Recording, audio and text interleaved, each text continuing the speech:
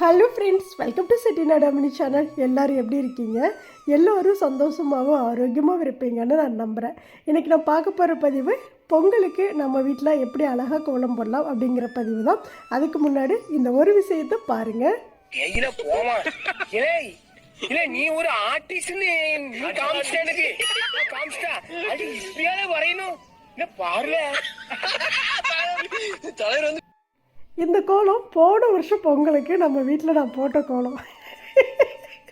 செம காமெடி. இதை ஒரு சிஸ்டர் வந்து எனக்கு ஞாபகப்படுத்திக்கிட்டே இருந்தாங்க. இதில் வந்து இந்த வீடியோவில் நான் அப்படியே கோலம் போட்டுகிட்டே இருக்கேன், பேசிக்கிட்டே இருக்கேன். நீங்கள் கோலத்தை பார்த்துட்டு கேளுங்க. இதே மாதிரி நீங்களும் உங்களுடைய வாசலில் பொங்கலுக்கு கோலம் போடுங்க. இப்போது சசி அப்படிங்கிற ஒரு ஐடியிலேருந்து அந்த சிஸ்டர் வந்து ரொம்ப நாளாக வந்து என்னை கிண்டல் பண்ணிகிட்டே இருப்பாங்க. அக்கா, போன வருஷம் போட்ட கோலம் ஞாபகம் இருக்குதா? கண்டிப்பாக நீங்கள் பொங்கலுக்கு எங்களுக்கு மாட்டு கோலம் வந்து வரைஞ்சி காட்டுங்க அப்படின்னு ஒரு வாரத்துக்கு முன்னாடியே கமெண்ட் போட்டாங்க. அதுக்கப்புறம் தான் எனக்கே ஞாபகம் வந்தது. ஆமாம், இல்லை போன வருஷம் பயங்கரமாக ஒரு கோலம் போட்டிருந்தோம். மாடு வரையலான்னு பார்த்தா கடைசியில் அது ஆடாயிருச்சு. கண்ணு ஃபுல்லாக காஜல். போன வருஷம் வந்து அந்த வீடியோ பார்க்காதவங்க நம்ம சேனலில் கொடுத்துருப்பேன் பாருங்கள். பயங்கர ஒரு காமெடியாக இருக்கும் அந்த கோலம் போடுறப்போ. அந்த கோலம் போட்டு முடிச்சுட்டு என்னோடய பசங்களை கூப்பிட்டு, அம்மா தம்பி இந்த கோலம் எப்படிடா இருக்குது அப்படின்னு கேட்டால், அம்மாடி பூச்சாண்டி அப்படிங்கிறானுங்க. அதுக்கப்புறம் ஏம்மா மாட்டுக்கு இவ்வளோ காய்ச்சல் போட்டு விட்டேன் அப்படின்னு என்னைய ரொம்ப அசிங்கப்படுத்தி விட்டானுங்க போன வருஷம் பொங்கலில். ஆனால் இந்த வருஷம் பார்த்தீங்க அப்படின்னா ரொம்ப அழகாக போட்டிருக்கிறேன். கண்டிப்பாக இந்த கோலம் உங்கள் எல்லாருக்கும் பிடிக்கும். பாருங்கள், ஸ்கிப் பண்ணாமல் பாருங்கள். ரொம்ப ஈஸியாக இருக்கும். பார்க்குறதுக்கு தான் கொஞ்சம் பெரிய கோலமாக இருக்கும், ஆனால் ரொம்ப ரொம்ப ஈஸியாக போடலாம். அதே போல் காலையில் ஷார்ட்ஸில் கொடுத்துருந்தேன்.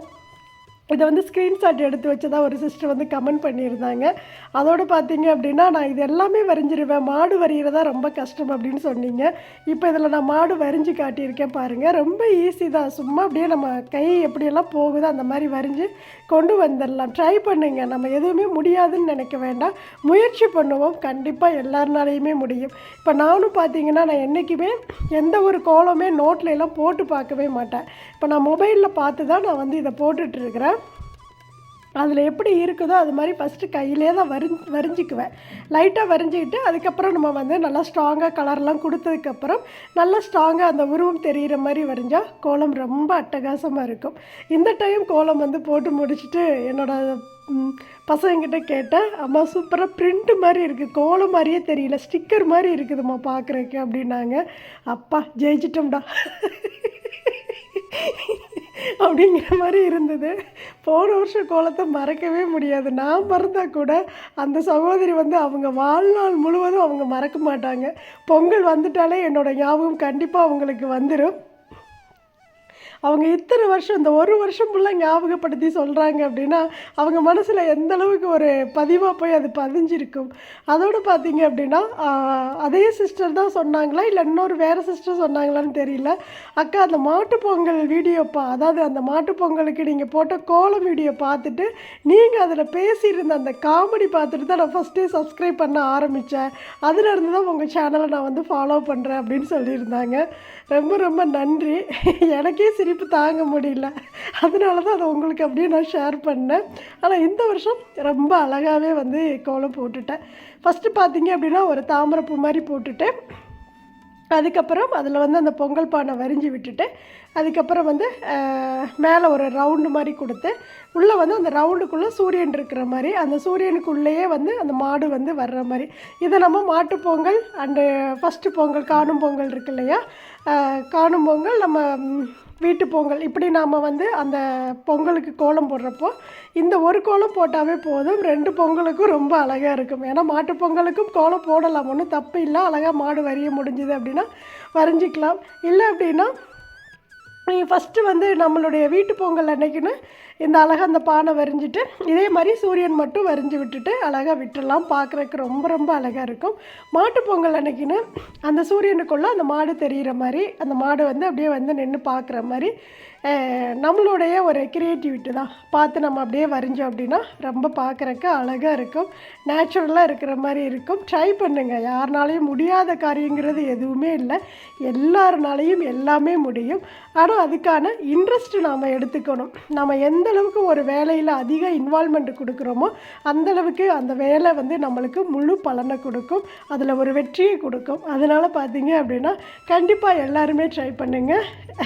எல்லோரும் வந்து பொங்கலுக்கு கோலம் போட்டு முடிச்சுட்டு எனக்கு உங்களுடைய கமெண்ட்ஸை வந்து சொல்லுங்கள், நானும் தெரிஞ்சுக்கிறேன். இப்போது ஒரு சிஸ்டர் வந்து கமெண்ட்ஸில் கேட்டுகிட்டே இருந்தாங்க இல்லையா, இந்த சல்லடையில் வந்து எப்படி சிஸ்டர் கோலம் போடுறீங்க, எங்களுக்கு வந்து அதை போட்டு காட்டுங்க அப்படின்னு. இத்தனை நாள் இந்த மார்கழி மாதம் முழுவதுமே நான் வந்து அதில் தான் கோலம் போட்டு காட்டியிருக்கேன். இருந்தாலும் இதில் பார்த்தீங்க அப்படின்னா ரொம்ப பக்கத்தில் ஜூமில் காட்டியிருப்பேன் பாருங்கள். இதில் போட்டோம் அப்படின்னா டக்குன்னு நம்மளுக்கு கோலம் போட்டு முடிச்சிடலாங்க. ரொம்ப நேரம் இடுப்பு வலிக்கிற அளவுக்கு நின்று போட தேவையில்லை. இன்னொன்று வந்து ஈவனாக கலர் வந்து அந்த பொடி வந்து அழகாக ஈவனாக வந்து உதிர ஆரம்பிக்கும்.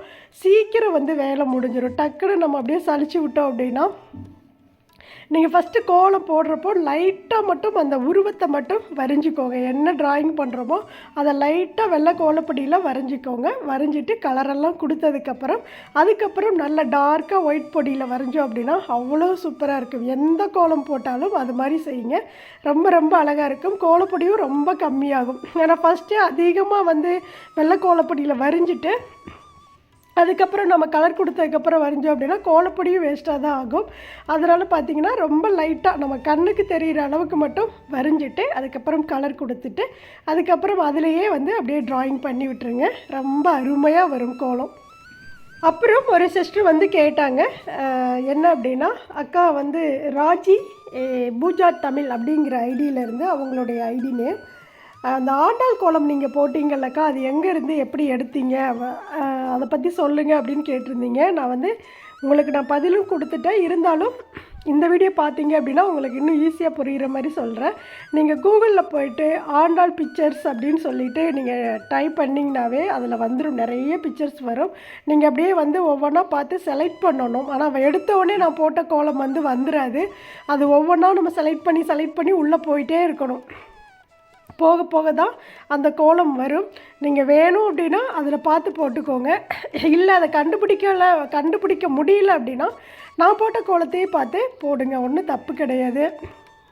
இன்னையோட மார்கழி 28 ஆயிடுச்சு இல்லையா, வெற்றிகரமாக வந்து மார்கழி மாதத்தை நல்லா வந்து முடிச்சாச்சு. ரொம்ப ரொம்ப சந்தோஷமாக இருக்குது. மார்கழிக்கு எடுத்த வீடியோஸ் எல்லாம் நிறைய இருக்குது, இன்னும் 3-4 வீடியோ இருக்குது. அடுத்தடுத்த பதிவாக உங்களுக்கு நான் வந்து கொடுக்குறேன். நல்ல ஒரு பாசிட்டிவ் வைப்ரேஷனோட இந்த மார்கழி எந்த ஒரு தடங்களும் இல்லாமல் எனக்கு வந்து முடிஞ்சுது.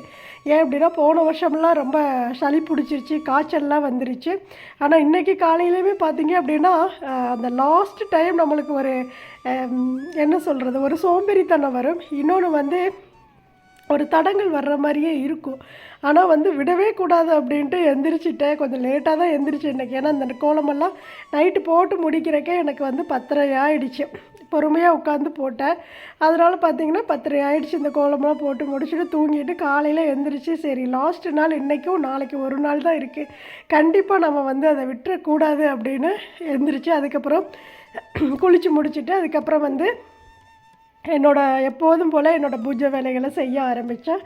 ரொம்ப ரொம்ப மன நிறைவாக இருந்ததுங்க. இந்த மார்கழி மாதம் முழுவதும் வீடும் பார்த்திங்க அப்படின்னா அவ்வளோ ஒரு பாசிட்டிவ் வைப்ரேஷனாக இருந்தது. இன்னொன்று நம்ம கோலத்தை பார்க்குறக்கே நிறைய பேர் இந்த வாசலில் வந்து நின்று அதை பார்க்குறப்போ ஒவ்வொரு நாளும் நம்மளுக்கு ரொம்ப ரொம்ப சந்தோஷம்.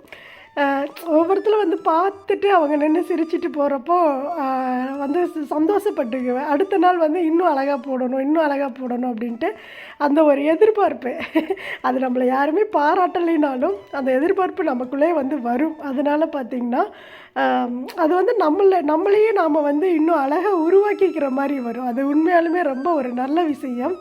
அதனால் வந்து அந்த மார்கழி மாதம் முழுவதும் விதவிதமாக கோலம் போட்டு விதவிதமாக கலர் கொடுத்து அழகாக வந்து இந்த 28 நாளையும் வெற்றிகரமாக முடிச்சாச்சு.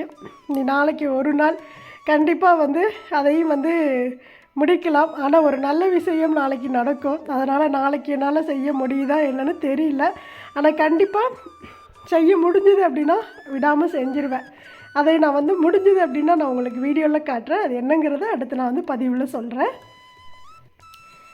இப்போ அழகாக வந்து பொங்கல் பானை வரிஞ்சாச்சு, கீழே அழகாக தாமரையை வரிஞ்சு அழகாக கலர் கொடுத்தாச்சு. இனி அப்படியே நம்ம பார்டர் மாதிரி ஒயிட் கோலப்பொடியில் கொடுத்துக்கலாம். இது மாதிரி தான் ரொம்ப சிம்பிளாக நம்ம வந்து கோலம் போட்டுடலாம். ரொம்ப ஈஸியாகவும் கோலம் போட்டுடலாம். இந்த கலர் கொடுக்குறது இந்த சல்லடை வச்சு நீங்கள் கொடுக்கும்போது காப்பி வடிகட்டி தான் அதை வச்சு நம்ம கொடுக்கும்போது ரொம்ப ஈஸியாக கலர் கொடுத்துர்லாங்க. ரொம்ப ஈவனாகவும் இருக்கும் பார்க்குறக்கு. நல்லா அச்சடித்த மாதிரி நல்ல ஒரு பிரிண்ட் மாதிரி தெரியும் கோலம். அதுதான் வந்து ரொம்ப அழகாக காட்டும். அதனால் நீங்களுமே பார்த்தீங்க அப்படின்னா ஒரு சல்லடை வாங்கிக்கோங்க, வாங்கி வச்சுக்கோங்க. கோலம் போடுறதுக்குனே ஒன்று வாங்கி வச்சுக்கோங்க. நான் பார்த்தீங்கன்னா 2 வாங்கினேன். ஒன்று பெருசு, ஒன்று சின்னது. ஏன்னா வந்து ஒரு சின்ன இடத்துக்குள்ளே நம்ம வந்து கலர் கொடுக்கணும் அப்படின்னா அந்த சின்னது யூஸ் ஆகும் அப்படின்னு சொல்லிட்டு சின்னது வாங்கினேன். பெருசு வந்து இப்படி நல்ல பெரிய இடத்துல போடுறதுக்கு ரொம்ப ஈஸியாக கலர் கொடுத்து முடிச்சிடலாம். ஏன்னா கலர் கொடுக்குறதா நம்மளுக்கு வந்து பேக் பெயின்லாம் வரும். ரொம்ப நேரம் குனிஞ்சு நின்று போட முடியாது. அதனால் அது ரொம்ப ஈஸியாக இருக்கும். ட்ரை பண்ணி பாருங்கள். இந்த பொங்கல் அன்னைக்குன்னு சொல்லக்கூடிய ஒரு நல்ல ஒரு வார்த்தை என்ன தெரியுமா? பட்டி பெருக பால்பான பொங்க பொங்கலோ பொங்க அப்படின்னு தொடர்ந்து நாங்கள் வந்து சொல்லிகிட்டே இருப்போம். பட்டி பெருக அப்படின்னா ஆடு மாடு கோழி இதெல்லாம் வச்சு வளர்க்குறவங்க அதை அடைச்சி வைப்பாங்க இல்லையா, அந்த இடத்த வந்து ஃபுல்லாக தட்டி வச்சு கட்டி வைப்பாங்க. அதை தான் வந்து பார்த்திங்கன்னா பட்டி பெருக அப்படின்னு பட்டின்னு சொல்லுவாங்க. அது பெருகணும். ஒவ்வொரு விவசாயிக்கும் பார்த்திங்க அப்படின்னா பட்டி பெருக அப்படின்னு சொல்லுவாங்க. அந்த பட்டி பெருகுச்சு அப்படின்னா விவசாயம் வந்து நல்லா இருக்கும், விவசாயிகள் வந்து சந்தோஷமாக இருப்பாங்க. பால்பான பொங்க அப்படின்னா அவங்க போட்ட அந்த விவசாயம் வந்து நல்ல ஒரு கருது விளைஞ்சி அதை வந்து அவங்களுக்கு நல்ல லாபத்தோடு அது விளைஞ்சி கொடுக்குறப்போ அந்த சந்தோஷம். அதே போல் வருஷம் ஃபுல்லாக வந்து அன்னத்துக்கு குறைபாடு இருக்கக்கூடாது, எப்போதுமே பானை பொங்கணும் அப்படிங்கிறது தான் பட்டி பெருக பால்பான பொங்க பொங்கலோ பொங்க அப்படின்னு சொல்லுவோம். நாங்கள் சின்ன பிள்ளையா இருக்கையெல்லாம் பார்த்தீங்க அப்படின்னா இந்த பொங்கல் வச்சு முடிச்சுட்டு ஈவினிங் வந்து பார்த்திங்கன்னா மாட்டு பொங்கல் அன்னைக்குன்னு ஒவ்வொரு வீட்லேயும் எல்லா குட்டீஸும் சேர்ந்துக்குவாங்க. எல்லாருமே சேர்ந்துட்டு அவங்க வந்து அந்த வீட்டில் பொங்கல் வச்சு முடித்தோடனே நைட்டு வந்து பார்த்திங்கன்னா ஒவ்வொரு அந்த மாட்டு தொழுதத்துலாம் பார்த்திங்கன்னா ஒரு தீர்த்த மாதிரி எடுத்தாந்து வச்சுட்டு தண்ணி தான் எடுத்தாந்து வச்சு அதில் வந்து மா இலை வேப்ப இலை போட்டுட்டு அந்த தீர்த்தத்தை வந்து அந்த பட்டி ஃபுல்லாக தெளிச்சு விடுவாங்க. அப்போது இந்த பாட்டை வந்து சொல்லுவாங்க, பட்டி பெருக பாப்பான பொங்க பொங்கலோ பொங்க அப்படிம்பாங்க. அப்போ நாங்களும் சேர்ந்து வந்து பின்னாடி கோரஸாக கத்திட்டு போவோம், பொங்கலோ பொங்க பொங்கலோ பொங்க பொங்கலோ பொங்கன்ட்டு. அதெல்லாம் ரொம்ப ரொம்ப நல்லா இருக்கும். ஒரு வீட்டில் சொல்லி முடிச்சிட்டாங்க அப்படின்னா அடுத்த வீட்டுக்கு ஓடிடுவோம். ஏன்னா அப்படி ஒவ்வொரு வீட்லேயும் போய் சேர்ந்து நின்று கத்தி சொல்லிவிட்டு மறுபடியும் கொண்டாந்து முன்னாடி சாமி மேடை இருக்கும், அது கொண்டாந்து முன்னாடி வந்து அந்த தண்ணியோட அந்த தீர்த்தத்தோடு அந்த கொலையெல்லாம் போடுவாங்க, திஷ்டி கழிச்ச மாதிரி செய்வாங்க. செஞ்சுட்டு அதுக்கப்புறம் சாமி கும்பிட்டுட்டு போவோம். இப்படி வந்து கிராமங்கள்ல எல்லாம் இது வந்து இருந்தது. ஆனால் இப்போக்கி அதெல்லாம் வந்து ஓரளவுக்கு தான் செய்கிறாங்க. ரொம்ப அதெல்லாமே இப்போவுமே நிறைய மாறிடுச்சு. பழைய காலத்து ஆளுகள் வந்து செஞ்சிட்ருக்குறாங்க இன்னுமே. அப்போ கிராமங்களில் தான் பொங்கல் வந்து ரொம்ப நல்லா இருக்கும். நாம் என்ன பண்ணுவோம், பொங்கல் அன்னைக்குன்னு குளிச்சுட்டு குக்கரில் பொங்கலை செஞ்சு பூஜை அறையில் வச்சு சாமியை கும்பிட்டுட்டு ஒன்று டிவிக்கு முன்னாடி படுத்துக்குவோம். இல்லை அப்படின்னா மொபைலை கையில் எடுத்து வச்சுட்டு போய் ஒரு மூலையில் போய் படுத்துக்குவோம். இதுதான் நம்மளுடைய பொங்கல் செலிப்ரேஷன். ஆனால் வந்து கிராமங்களில் பார்த்தீங்க அப்படின்னா கரெக்டாக அந்த நல்ல நேரம் பார்க்குறது, ஒரு வாரத்துக்கு பொங்கலுக்கு ஒரு வாரத்துக்கு முன்னாடியே பனை ஓலையெல்லாம் வெட்டி காய வச்சு அதெல்லாம் வந்து பொங்கலுக்கு வந்து ரெடி பண்ணி கட்டி வைப்பாங்க. அதுக்கப்புறம் பார்த்தீங்க அப்படின்னா வாசலில் வந்து நல்லா குழி தோண்டி நல்லா நீளமாக குழி தோண்டுவாங்க. குழி தோண்டி அதில் மேலே வந்து பொங்கல் பானை வச்சு எரிப்பாங்க. அந்த இது வச்சு அந்த ஓலை இருக்கு இல்லையா, பனை ஓலை, அதை வச்சு எரித்து பொங்கல் பானை 2 பானை வச்சு தான் பொங்கல் பண்ணுவாங்க. ஒரு பானை பெரிய பானை, ஒரு பானை சின்ன பானையாக இருக்கும். ஒன்றில் வந்து வெண்பொங்கல் செய்வாங்க, ஒன்றில் சக்கரை பொங்கல் செய்வாங்க. செஞ்சுட்டு அந்த வெண்பொங்கலை வந்து மாட்டுக்கு வந்து கொடுத்து சாப்பிட வைப்பாங்க. சக்கரை பொங்கல் வந்து எல்லாருக்குமே கொடுப்பாங்க. கொடுத்துட்டு சாப்பிட்டுட்டு அப்படியே வந்து அந்த பொங்கல் செலிப்ரேஷன் இருக்கும். அந்த நல்ல நேரம் பார்த்து எல்லார் வீட்லேயும் வாசலில் ஒரே நேரத்தில் எல்லார் வீட்லேயும் அந்த பொங்கல் சத்தம், சங்கூதுற சத்தம், குழவை போடுற சத்தம் இதெல்லாம் கேட்கும். ஒவ்வொரு வீட்லேயும் பொங்கினதுக்கப்புறம் பொங்கிருச்சா, பால் பொங்கிருச்சா, அவங்க காலி வீங்கிருச்சா அப்படிம்பாங்க. அது ஒரு டைலாக்கு. அப்படிலாம் சொல்லுவாங்க. அதெல்லாம் கேட்குறப்போ நல்லா இருக்கும். அதுபோல் பார்த்தீங்க அப்படின்னா ஒவ்வொரு இடத்துல நின்று குலவை போடுவாங்க. இந்த குலவை சத்தம் பார்த்தீங்கன்னா கிராமத்தில் தான் கேட்கும், நகரத்தில் கேட்கவே கேட்காது. நான்லாம் செம சூப்பராக குலவை போடுவேன்.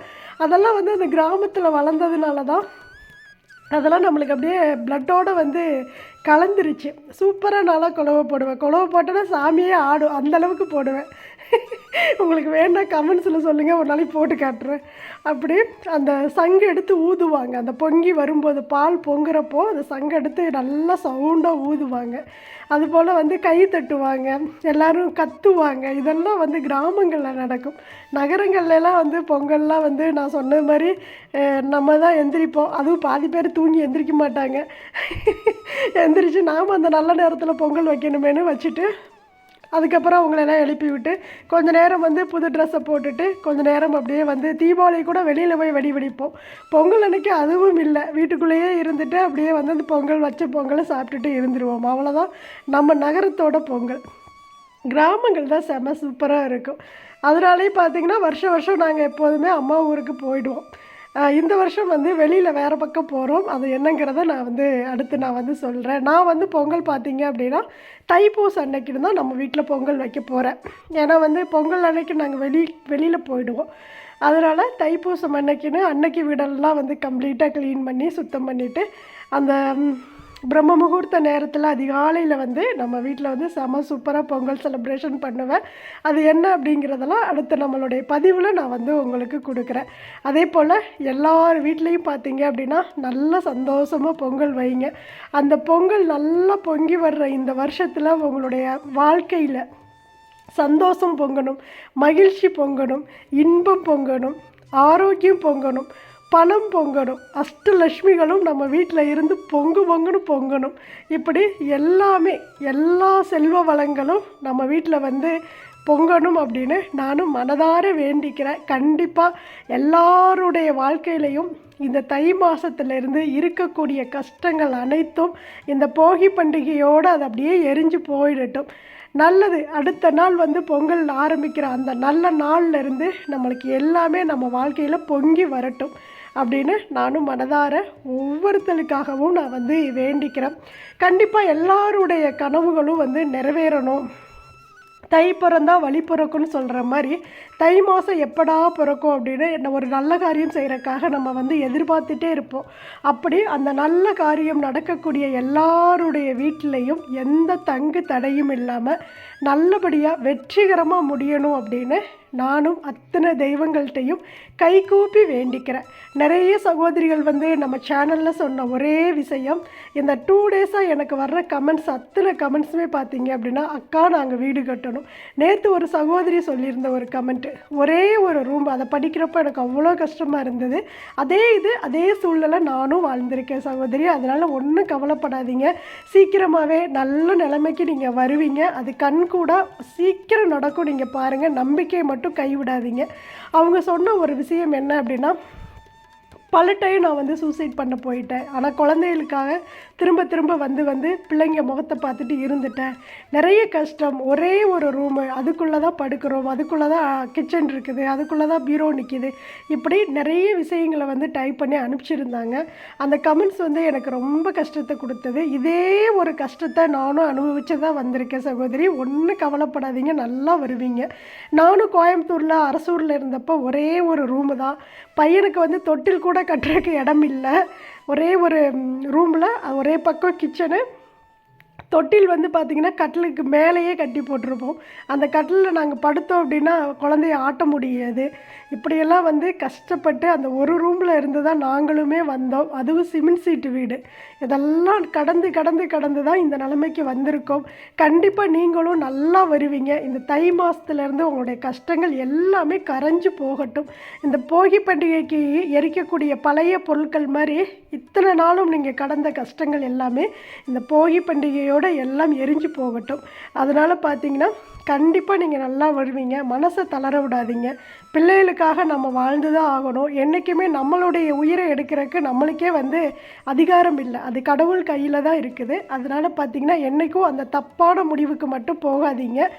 ஒரு நாள் ஜெயிப்போம் அப்படிங்கிற நம்பிக்கையோட நாட்களை வந்து தொடர்ந்து வந்து கடந்துகிட்டே வாங்க. எல்லாமே வாழ்க்கையில் கடந்து போகும். கடந்து போகாத எந்த ஒரு விஷயமே இருக்காது. உங்களுக்கு மட்டுமே கஷ்டம் கிடையாது, எல்லாருக்குமே கஷ்டம் இருக்கும். நல்லா பணக்காரவங்களாக வாழ்கிறவங்களுக்கும் கஷ்டம் இருக்கும், பரம ஏழைக்கும் கஷ்டம் இருக்கும். அப்படி வாழ்க்கை பார்த்தீங்க அப்படின்னா ஒரு வண்டி சக்கரம் மாதிரி தான். இதை நான் பல vlogல நான் சொல்லியிருப்பேன். ஒரு வண்டி சக்கரம் மாதிரி தான். இன்றைக்கி நம்ம நல்லா இருப்போம், நாளைக்கு அந்த சக்கரம் அப்படியே ரொட்டேட் ஆகுற மாதிரியே நம்ம வாழ்க்கையில் கஷ்டங்கள் வரும். அடுத்து அப்படியே ரொட்டேட் ஆகி அது மேலே வரும்போது நாமளும் வாழ்க்கையில் மேலோங்கி வருவோம். அதனால் வருவோம், நல்லா வருவோங்கிற நம்பிக்கையோட வாழுங்க, கண்டிப்பாக வருவோம். இன்னொன்று பார்த்தீங்க அப்படின்னா, எப்போதுமே கஷ்டங்கள் நம்மளுக்கு மட்டும் இருக்குன்ட்டு கஷ்டங்களை வந்து என்றைக்குமே நினைக்காதீங்க. நான் ஏற்கனவே ஒரு 6 மாதத்துக்கு முன்னாடி ஒரு வீடியோவில் சொல்லியிருப்பேன். நம்மளுடைய ஸ்டேட்டஸு கூட நம்மளுடைய வாட்ஸ்அப்பில் வைக்கிறோம் இல்லையா, அதை கூட ரொம்ப சோகமாக வைக்கக்கூடாது. எவ்வளவு பிரச்சனைகள் இருந்தாலும் சரி, நம்ம நம்மளுடைய ஸ்டேட்டஸை கூட சோகமாக வைக்கக்கூடாதும்ப. ஏன் அப்படின்னா, அது ஒரு நெகட்டிவ் தாட்டில் தான் நம்ம வைப்போம். இப்போ நம்ம வீட்டில் ஒரு சண்டை நடந்ததா ஹஸ்பண்ட் ஒய்ஃபுக்குள்ள, அதை ஒரு ஸ்டேட்டஸாக வச்சு நம்மளுடைய ஆதங்கத்தை நம்ம அடுத்தவங்களுக்கு அதை காட்டுவோம். ஆனால் அது தேவையில்லை. அடுத்தவங்க யாருமே நம்மளுடைய வாழ்க்கையில் எந்த ஒரு சொல்யூஷன் கொடுக்க போகிறதில்ல. இன்னொன்று, அதை வச்சுட்டு நம்ம என்ன பண்ணுவோம், எத்தனை பேர் பார்த்துருக்குறாங்க அப்படின்ட்டு அடிக்கடி உள்ளே போய் பார்த்துட்டே இருப்போம். அந்த சோகம் அப்போவும் நம்மளை விட்டு போகாது, அது நம்மளை திரும்ப திரும்ப தாக்கிக்கிட்டே இருக்கும். அதனால தான் நான் சொல்லுவேன், என்றைக்குமே சோகத்தை கூட ஸ்டேட்டஸில் வைக்காதீங்க அப்படின்னு. நல்ல விஷயங்களையே நம்ம நினைக்கலாம், நல்லதை மட்டுமே நம்ம யோசிப்போம். என்றைக்குமே அது பயங்கர ஒரு மாறுதலை கொடுக்கும், பயங்கர ஒரு வளர்ச்சியை கொடுக்கும். அதனால் நம்பிக்கையோடு இருங்க, கண்டிப்பாக எல்லாமே நல்லதே நடக்கும். நான் அடித்து சொல்கிறேன். நீங்கள் பார்த்தீங்க அப்படின்னா, இந்த தை மாதத்தோட இந்த மார்கழி முடிய போகிற இந்த நாளில் இருந்து உங்களுக்கு எல்லாமே நல்லதாகவே நடக்கும் சகோதரி. நம்பிக்கையை மட்டும் கைவிடவே விடாதீங்க. எல்லாருக்கும் எல்லா கஷ்டங்களும் இருக்கும். கஷ்டப்படுறவங்க எல்லாருமே இந்த உலகத்தில் இருக்கக்கூடாது அப்படின்னா அந்த உலகத்தில் யாருமே இருக்க மாட்டாங்க. பூமி மட்டும்தான் இருக்கும், காக்கா குருவி தான் இருக்கும். நீங்கள் ஒரு 5 அறிவு ஜீவனை கூட எடுத்துக்கோங்களேன், அதுக்கு உணவு யார் கொடுக்குறோம், அதுக்கு தண்ணி யார் கொடுக்குறோம். அப்போது அது தன்னோட உணவை அது ஒவ்வொரு நாளும் தேடி போகுது. நாம் கூட அடுத்த நாளுக்கு பார்த்தீங்க அப்படின்னா சேமித்து வச்சுக்குவோம். காலையில் எந்திரிச்சு நம்ம வீட்டில் அரிசி மூடை 2 மூடை கிடக்கும், காலையில் எந்திரிச்சோன்னா சாப்பாடு செய்வோம். ஆனால் அந்த 5 அறிவு ஜீவன்களை நினச்சி பாருங்கள், அது என்ன சேமிப்பு வச்சுருக்கும். காலையில் எந்திரிச்சு அது தேடி எங்கேயோ ஒரு இடத்துல போய் அது வயிற்ற ரெப்பி அதோட குழந்தைங்க குஞ்சுக்கு அத்தனை வயிற்று ரெப்புறக்காக அது பறந்து போய் அதுக்கான உணவை அது ஒவ்வொரு நாளும் தேடி எடுத்துக்கிட்டு வருது. அந்த குருவி படுற கஷ்டத்தை விடவா நம்ம வாழ்க்கையில் கஷ்டப்பட்டுற போகிறோம். நினச்சி பாருங்கள், நம்ம வாய் பேச முடியும். நம்மக்கிட்ட ஒரு விஷயம் இல்லை அப்படின்னா ஒருத்தட்ட போய் நம்ம கேட்டு அன்னைக்கு பொழுது நம்ம ஓட்டிடலாம். ஆனால் அந்த 5 அறிவு ஜீவன்கள் வாய் பேசாது, அதுக்கு எங்கே உணவு இருக்குன்னு அதுக்கு தெரியாது. ஏதோ ஒரு பக்கம் அது போகும். கடவுள் அந்த உயிர்களையும் அவர் வாழ வைக்கிறாரு. அந்த உயிர்களுக்கும் ஒவ்வொரு நாளும் அது வயிற்று பசியை போக்க படி அளந்துட்டு தான் இருக்காரு. அப்படிங்கிறப்போ நம்மளை உருவாக்கின கடவுள் நம்மளுக்கு கொடுக்காமலா போயிடுவார்? கண்டிப்பாக கொடுப்பாரு. நம்பிக்கையோடு இருங்க, நல்லதை மட்டும் நினைங்க. எப்போதும் பாசிட்டிவாக திங்க் பண்ணுங்கள், நெகட்டிவில் ஒரு துளி கூட திங்க் பண்ணாதீங்க. ஏன்னா நீங்கள் நெகட்டிவாக நினைக்க நம்ம அதுக்குள்ளே தான் இருப்போம், மீண்டும் வெளியே வரமாட்டோம்.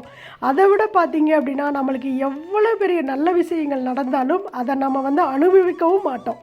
ஏன்னா திரும்ப அந்த கவலைகளுக்குள்ளே போய் மூழ்கிட்டே தான் இருப்போமே தவிர அதை மனதார நம்ம அனுபவிக்கக்கூடிய மனநிலைமை நம்மளுக்கு வராது.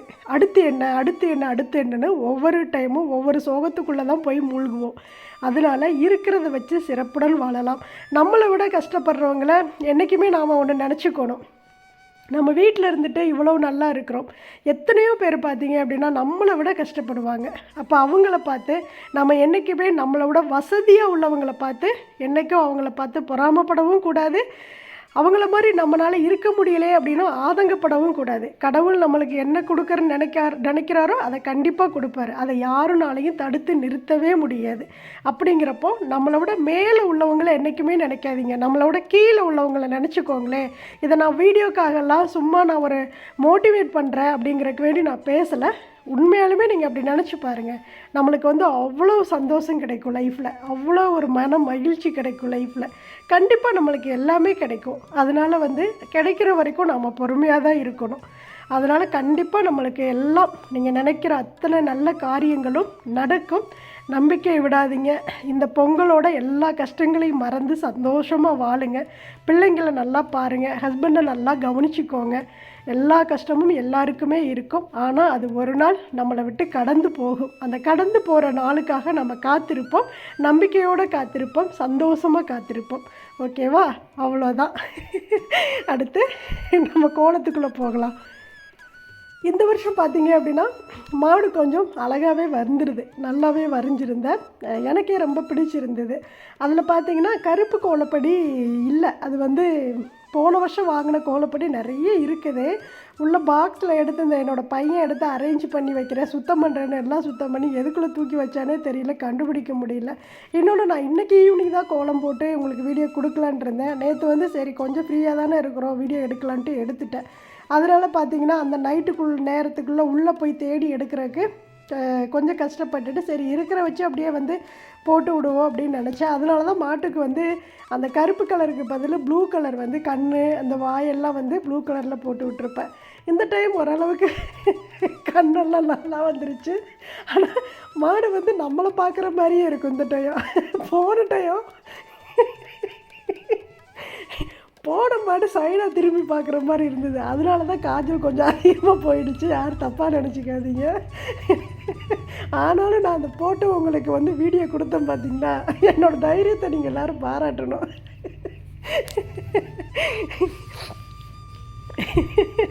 எனக்கு அந்த சகோதரி வந்து ஒவ்வொரு டைம் எனக்கு கமெண்ட்ஸில் சொல்கிறப்போ என்னை விட குசும்பாக இருப்பாங்க போலையே அப்படின்னு நான் நினச்சிக்குவேன். அக்கா அதை மட்டும் நீங்கள் விட்டுறாதீங்கக்கா, அந்த கோலத்தை மட்டும் மறந்துடாதீங்க அப்படிம்பாங்க. அது நல்லா இருக்கும். அந்த கமெண்ட்ஸ் படிக்கிறப்போ எனக்கு பயங்கர சிரிப்பாக இருக்கும். பரவாயில்ல அப்படிங்கிற மாதிரி இருந்தது. இப்போ அழகாக வந்து மாடெல்லாம் வரைஞ்சாச்சு, பொங்கல் பானை வரைஞ்சாச்சு, கரும்பு வரைஞ்சாச்சு. இதில் வந்து இதெல்லாம் பார்த்திங்கன்னா கொஞ்சம் எக்ஸ்ட்ரா நானே போட்டது தான் இதெல்லாம்.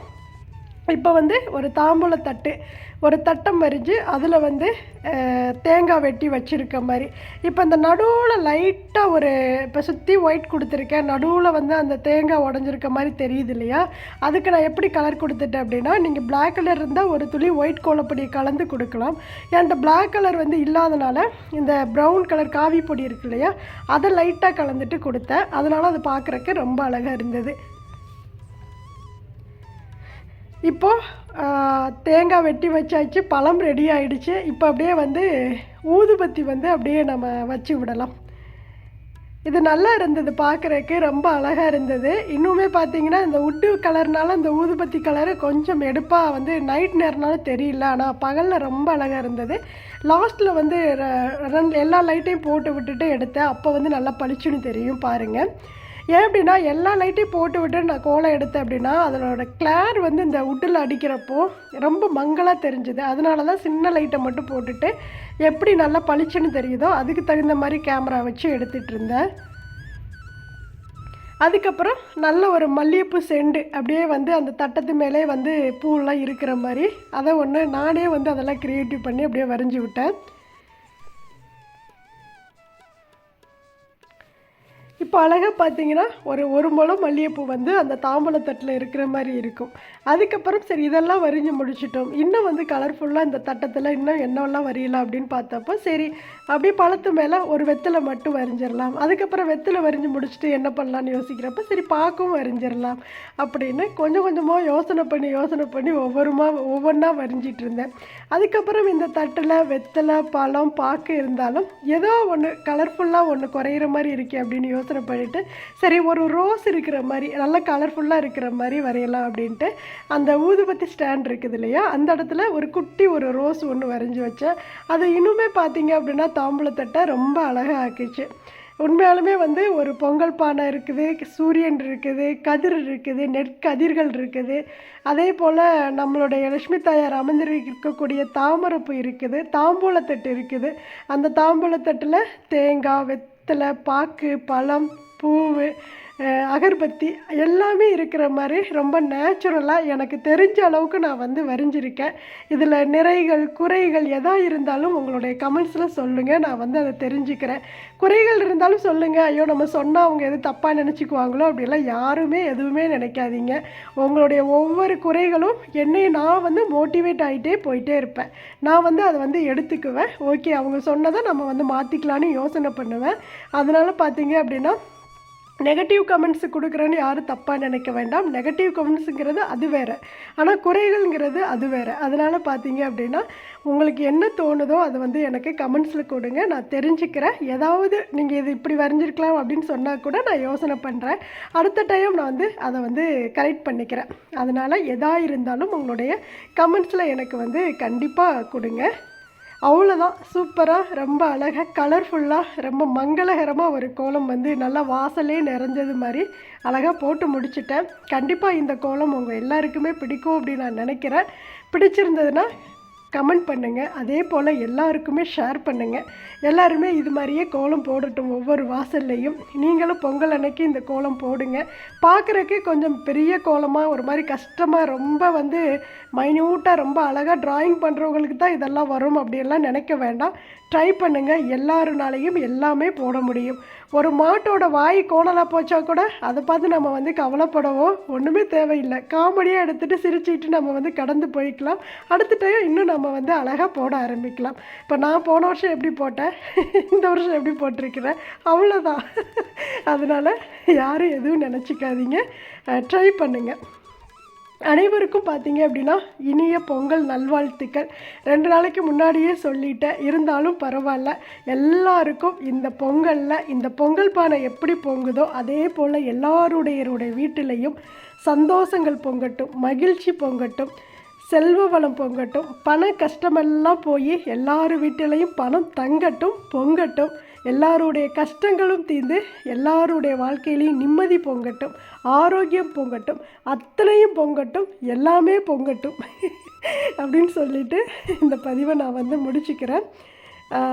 அதே போல் பார்த்தீங்க அப்படின்னா திரும்பவும் நான் சொல்கிறேன், பட்டி பெருக பாப்பான பொங்க பொங்கலோ பொங்க அப்படின்னு சொல்லி என்னோடய பொங்கலோட இந்த பொங்கல் கோலத்தோடவே என்னுடைய பொங்கல் செலிப்ரேஷனை முடிச்சுக்கிறேன்.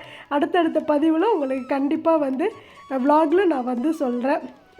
அதே போல் நான் ஃபஸ்ட்டு சொன்ன போல் எல்லாருக்கும் ஷேர் பண்ணுங்கள். நம்மளுடைய சேனலை வந்து சப்ஸ்கிரைப் பண்ணாமல் பார்க்குறவங்க ப்ளீஸ் தயவுசெய்து சப்ஸ்கிரைப் பண்ணிவிட்டு எனக்கு கொஞ்சம் சப்போர்ட் கொடுங்க. வீடியோ பார்க்குற எல்லோரும் கண்டிப்பாக ஒரு லைக் கொடுங்க. தேங்க்ஸ் ஃபார் வாட்சிங். நன்றி, வணக்கம். அனைவருக்கும் நல்லதே நடக்கும்.